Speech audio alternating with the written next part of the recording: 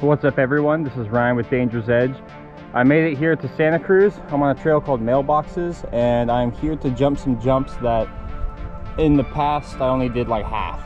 There's one big jump here that, well, it was big before, but after riding the place in LA that I go to, this one feels pretty small. Yeah, baby, yeah! But it's weird because this trail makes the jumps more difficult in a way because it's not as steep.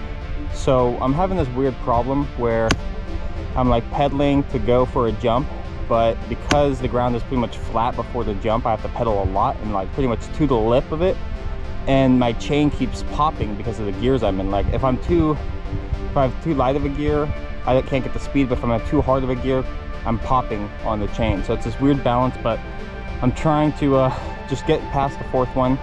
I did actually just jump it in a line like this, but I landed like sideways on like the side of the ramp because I was like tapering away from it as I was going off, just for like paranoia.